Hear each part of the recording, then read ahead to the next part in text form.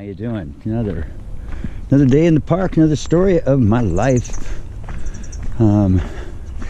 We are walking kind of the east side of the park today. I haven't usually come into this area of the park very often, but after doing this a lot these days, trying to get some different views of the park, there's so many ways in Mount Tabor that you can walk around in here. And this is kind of, we're going to see a little bit of the east side of Portland today. It's Thursday, the 11th, and today we're going to talk a little bit about theater. And I've spent almost 40 years in the business of show. That's right, show business. And a million stories, a million shows. I stopped counting. Not a million.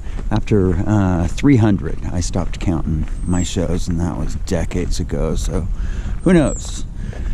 And I had a million crazy things that happen to you when you're in live performances. And today we're going to go all the way back to my days at Mount Hood Community College, and we were doing a production of Peter and the Wolf and the Sorcerer's Apprentice, and I was tasked to play the sorcerer, the Mickey Mouse role in Sorcerer's Apprentice. And we had done this fantastic way. Some puppetry was used, full body puppets with the operators in black, so that with the right lighting they would tend to disappear. And so when Mickey opens the book and reads the spell that the wizard has, well, things really come to life. The brooms really seem to be dancing in the air. The buckets seem to be filling up with water. And we had this contraption where I was... it's the only time I've ever been flown, which means they're going to pull you into the air on a cable. It's going to appear like you're flying, but they did this to me when the water level starts filling up. And we're at we're at the Mount Hood Community College Theater. It's a pretty big theater, which holds maybe 500 to 1,000 people. It's pretty big place, and we bus children in from schools to watch the show. So we're doing a show one day where we've got a full house of kids, and we get to the point where I am being lifted into the air on this cable, and the water level is rising, and I'm rising exactly with the water level. We call a scrim, which is a little curtain that you can see through that is in the front of the theater, but there's a water effect that's rising behind it, and it all looks very, very cool.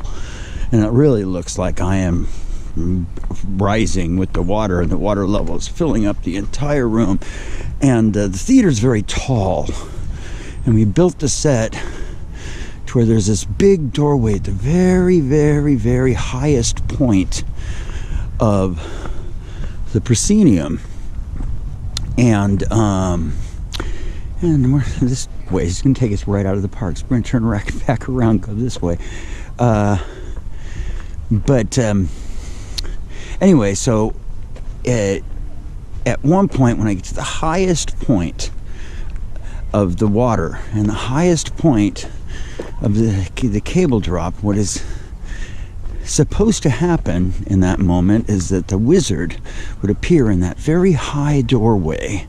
He would shoot off a wand that had glitter, and smoke would happen. He would say a spell, and the water level would drop immediately. I would disconnect myself from the cable and fall. I mean, only a college kid would allow themselves to do this to themselves, but I would fall. It would always hurt. There's always a rule I have towards pain and comedy, is that the laugh has to be equal to the amount of pain you're taking. So if you're taking some pain in a pratfall or a fall on your face moment, well, you better be getting a pretty substantial laugh for that. We're looking at the east side of Portland out here today. Joggers, there's always joggers. Anyway, so we're at this moment, right? And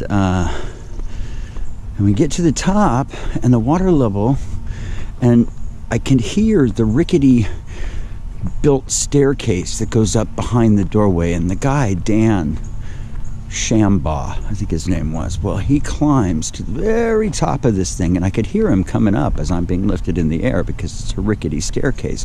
So I hear him coming up the staircase, and then I hear this snap of wood, and then I hear him scream and fall probably about 20-25 feet down those stairs and onto the ground. And in the meantime, I am flying high in the air. I got 500 kids looking at me, and I'm doing the one finger, two finger, three finger drowning kind of trope that we've all kind of grown up to know. And I've gotten to 3, and now I'm going to 3.5, and the water level is not dropping because he hasn't entered to make the cue go off. And so at one point, the water level just drops without him doing anything, and I disconnect myself and fall to the ground. Well, there is a pause. And we're going to pause here for a moment. And there is a pause. And a pause. And a pause goes on for a while as I lay on the stage, recovering from the minor injury that I probably took in the fall. Then nothing happens for a little while. And so I say my next line, which is not prompted by anything and stands out like a total non sequitur, but it's the only thing I can think of to do. At that point, I hear this clump, clump, clump, clump, clump, clump, clump, clump, clump, clump, clump, clump up the stairs, and then the door at the very top of the stage opens up, and the wizard Dan, he steps out, and he shoots off his wand, and then he just stands there. Normally he would walk this little staircase down towards me on the stage. We would get to the very end of the show where he reprimands me for opening the book and not doing what I was told. And this is what happens when you don't do what you're told. But he doesn't come down the stairs. He just stands up there, this ghostly white pallor in his face. And he's wearing one of these weighted gowns. It's like a wizard gown. It's got like a chain in the very, very bottom hem that holds the whole thing really tight to the ground. And I say my next line, which is not prompted. He does not respond. And then he realizes, I see it in his face, he realizes, oh, I'm supposed to come downstairs. Well, he lifts that gown, and this torrent of blood starts coming out from underneath the gown. And he starts coming down the stairs. And as I remember, the stairs were white. Well, there's this big pool of blood just coming down the stairs with him. We get 500, 600, 700 kids in the audience. And so I literally, the only time in my entire life I did this, I just turned to those in the wings and just did the cutoff motion like this. And signaling to shut it down. We're done here, and we did. And the kids left the theater, hopefully not too traumatized, but to champion actor perseverance, we get Dan to the ground and pull up the gown, and he had snapped his leg. His bone was coming out of the skin. His shin bone was just snapped.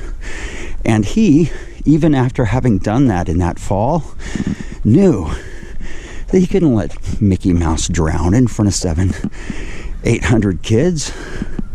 That wasn't appropriate. And he did what he could to make himself get up those stairs again with that broken leg and make that entrance. And that, my friends, that is showbiz. Probably see you tomorrow.